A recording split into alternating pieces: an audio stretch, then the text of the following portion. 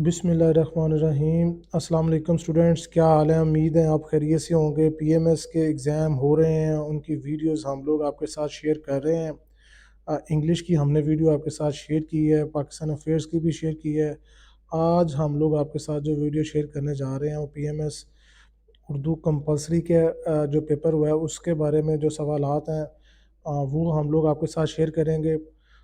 बाकी जो दो हमने वीडियोस इंग्लिश की और पाकिस्तान स्टडीज़ वो वाली वीडियो का लिंक भी हम लोग इंशाल्लाह शेयर कर देंगे डिस्क्रिप्शन में, ताकि वो भी जिन लोगों ने नहीं देखी वो भी इसे देखें, और जिन्होंने एग्ज़ाम दिया वो लाजमी देखें, और जिन्होंने नहीं दिए वो तो बहुत उनको देखने की ज़रूरत है, ताकि उनको पता हो कि पीपीएससी का माइंड क्या है और आगे आने वाले पेपर्स में ये वीडियो उनके लिए बहुत ही इंफॉर्मेटिव होने जा रहा है। तो पीपीएससी का आपको आइडिया हो जाएगा कि पीपीएससी का पेपर का माइंड क्या बन रहा है क्वेश्चंस के बारे में।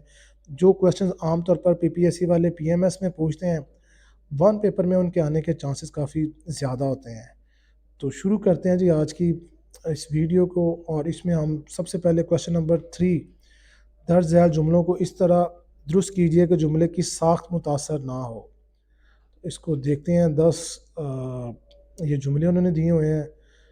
चलें जी शुरू करते हैं। पहला जुमला, पर्चे में सुर्ख स्याही का इस्तेमाल मना है। स्याही और सुर्ख, स्याही स्याह को कहते हैं, तो स्याही का यहाँ पे गलत लफ्ज़ का इस्तेमाल हुआ है।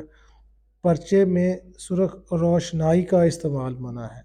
ये हम अक्सर ये गलती कर देते हैं। आगे अगर हम लोग देखते हैं सवाल नंबर 2, हमारे कौलो फ़ेल में तज़ाद नहीं होना चाहिए। यहाँ से हम देखें जो फ़ेल है ये सही नहीं है। कौलो फ़ेल, फ़ेल अमल को कहते हैं, फ़ेआइल नाम।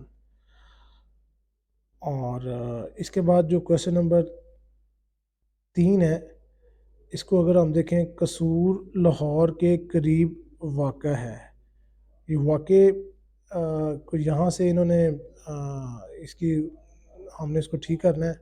वाक़या इस तरह लिखा जाएगा, गाय के आगे बीन बजाने का कोई फ़ायदा नहीं है।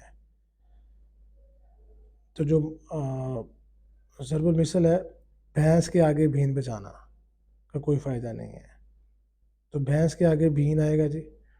आगे अगर हम लोग 5 नंबर पे देखें, यहाँ इस कदर शोरो गोगा क्यों है। ये गोगा नहीं होता, गोगा। यहाँ इस कदर शोरो गोगा क्यों है। सवाल नंबर 6, ज़ात पात की वजह से किसी को तरजीह हासिल नहीं। यहाँ पर तरजीह जौन सा है वो सही नहीं लिखा हुआ, तरजीह इस तरीके से आएगा। आगे अगर हम लोग देखें 7 नंबर, कायदे आज़म के 14 नकात बड़े अहम हैं। नकात, नकात तोय के साथ है, नकात ती के साथ आएगा, और काफ कैंची वाले का यूज़ किया हुआ है, काफ किताब वाला आएगा, डंडे वाला आएगा। कायदे आज़म के 14 निकात बड़े अहम हैं। आगे 8 नंबर है जी, यहाँ लड़के और लड़कियाँ तालीम हासिल करती हैं। यहाँ लड़के और लड़कियाँ तालीम हासिल करते हैं आएगा। आगे अगर हम लोग 9 नंबर देखें, इस मामले में आपका नुक्ता नज़र क्या है। यहाँ पर जो नुक्ता है वो उसमें काफ कैंची वाला आना है और तोय आना है। इस मामले में आपका नुक्ता नज़र क्या है। और 10 नंबर, कामयाबी का दारोमदार इंसान के मतमा नज़र पर है। यहाँ पर जो मतमा नज़र है वो, इसमें मतमा में एंड के ऊपर आइन है, आइन नहीं आएगी बल्कि ही आएगी, ही हलवे वाली। कामयाबी का दारोमदार इंसान के मतमा नज़र पर है। तो उम्मीद है कि आपके ये जो 10 सवाल हैं जिन लोगों ने दिए होंगे उनके ठीक हुए होंगे। अगर कोई किसी को इसमें से किसी का गलत हुआ है तो इसको देख ले कि इसमें क्या क्या गलती उन्होंने की हुई थी, और इसको आप लोगों ने ठीक करना है। पीपीएससी के आने वाले जो ज़िलादार, assistant director LDA, municipal corporation और असिस्टेंट बीओआर और दीगर एग्ज़ाम में इनमें से सवालात आने के चांसेस ज़्यादा हैं। جی، سوال نمبر 4 کو اب ہم ڈسکس کرتے ہیں۔ درج ذیل میں سے 5 محاورات کو جملوں میں اس طرح استعمال کیجیے کہ ان کا مفہوم بخوبی واضح ہو جائے۔ پہلا ہے خاطر جمع رکھنا۔ اس کے معنی ہے جی اطمینان سے رہنا، مطمئن۔ اور اس کا جو جملہ بنے گا، خاطر جمع رکھیے، میں تمام بندوبست کر لوں گا، آپ پریشان نہ ہوں۔ دوسرا جو محاورہ ہے، آنکھوں کا کاجل چرانا۔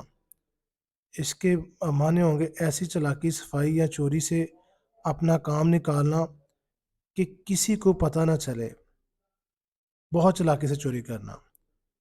اس کا جملہ بناتے ہیں جی وہ ایسی چالاک عورت ہے کہ دیکھتے ہی دیکھتے آنکھ کا کاجل چرا لے جائے۔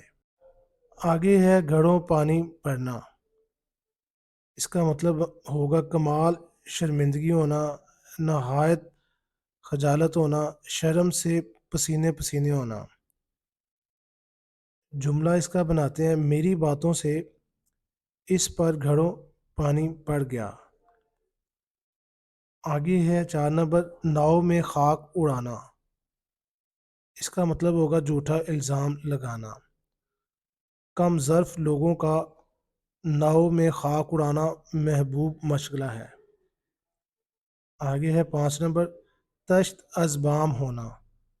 تشت ازبام ہونا کے معنی ہے راز فاش ہونا، بھید کھلنا، رسوا ہونا، بدنام ہونا۔ اس کا جملہ دیکھتے ہیں جی اس کی تمام معراج تشت ازبام ہو گئے۔ آگے ہم دیکھیں گے ہے پاؤں توڑ کر بیٹھنا۔ پاؤں توڑ کر بیٹھنا کے معنی بنیں گے ہمت ہار بیٹھنا، کوشش ترک کرنا۔ جملہ اس کا دیکھتے ہیں جو لوگ پاؤں توڑ کر بیٹھے رہتے ہیں وہ کبھی کامیاب نہیں ہوتے۔ امید کرتے ہیں کہ پی ایم ایس کا جو پیپر ہم نے سوال آپ کے ساتھ شیئر کیے ہیں اس سے آپ کے علم میں اضافہ ہوا ہوگا۔ اگر یہ ویڈیو آپ کو اچھی لگی ہو، یہ معلوماتی ہو، اور آپ اسے لائک کریں، کمنٹ میں اپنی آراء ہمیں ضرور دیا کریں، اور اپنے دوستوں کے ساتھ اس کو شیئر کریں۔ شکریہ۔